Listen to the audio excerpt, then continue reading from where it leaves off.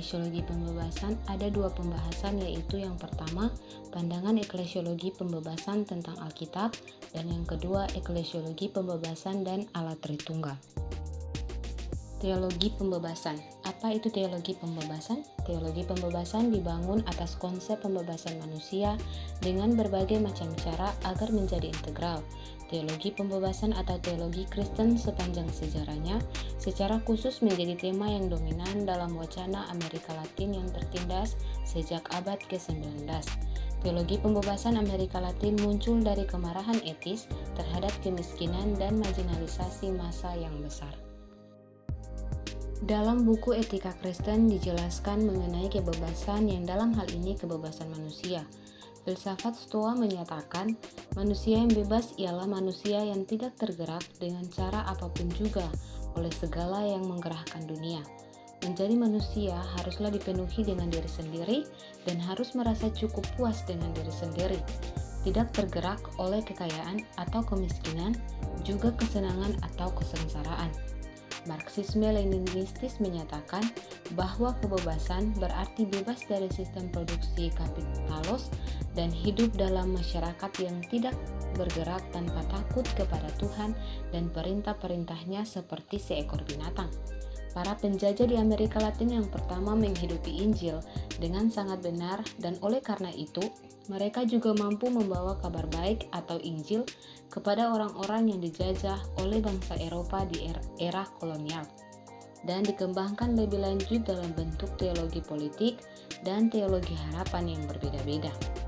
Teologi pembebasan muncul dalam bentuk kedisiplinan dari tahun 1960-an dalam konteks perjuangan untuk kebebasan dan juga penentuan nasib sendiri. Pembahasan yang berikut adalah pandangan eklesiologi pembebasan tentang Alkitab. Dalam eklesiologi pembebasan, Alkitab dipandang sebagai teks yang hidup, yang berbicara langsung tentang penderitaan orang miskin, orang-orang terpinggirkan, dan orang-orang tertindas masa kini, sehingga terdapat sosial analisis penyakit dan struktur merupakan bagian yang sangat penting dalam metode ini. Eklesiologi pembebasan juga diidentifikasi sebagai gereja yang dalam hal ini dipahami sebagai sakramen pembebasan. Gereja sebagai tanda pemerintahan Allah dalam hal ini juga dapat mengatasi masalah yang terjadi. Mark Raver adalah seorang teolog yang mengilustrasikan bagaimana perlawanan oleh kekuatan yang tidak manusiawi menjadi penyebut yang umum dalam munculnya bentuk-bentuk teologi. Mark Raver menguraikan ada 3 terobosan dari teologi perlawanan, yaitu yang pertama, teologi pembebasan Amerika Latin, yang penekanan utamanya pada praksis dan cinta, yang dalam hal ini perdamaian dan keadilan atas penindasan.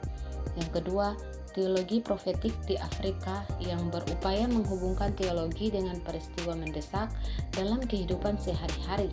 Yang ketiga, konsep Asia yang bersifat kontemplatif yang terungkap dalam spiritualitas tindakan juga dibahas oleh Raver. Dunia akan maju jika kita belajar dari cara-cara baru dalam berteologi agar memperoleh otoritas dalam memperjuangkan kaum yang tertindas.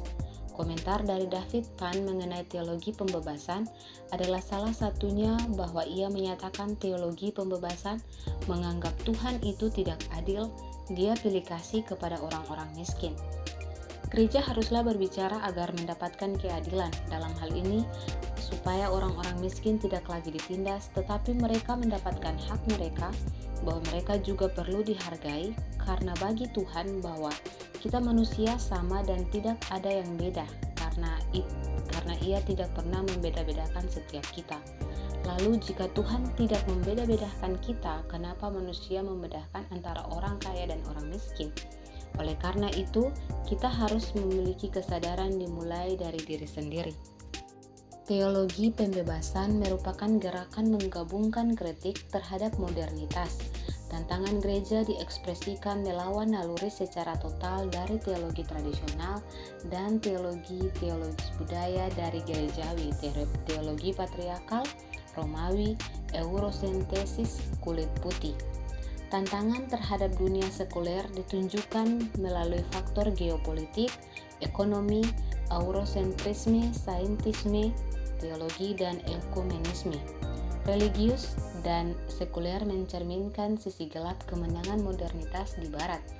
Visi alternatif yang ditawarkan oleh teologi pembebasan adalah berorientasi pada akar rumput, berbasis komunitas, intersubjektif, devolusioner, dan dalam fase yang kecil.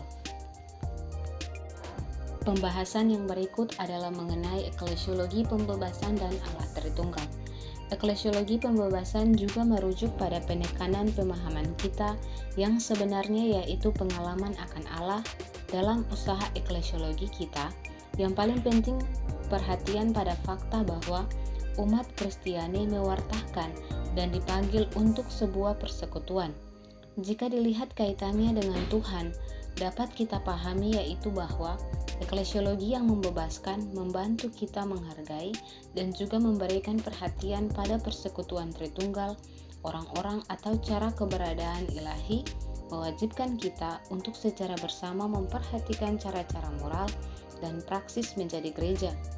Nilai yang sangat besar dari perkembangan eklesiologi di masa depan adalah perhatian terhadap pneuma teologis yang dimensinya dipenuhi roh dan berorientasi pada roh, yang juga dimiliki oleh eklesiologi pembebasan.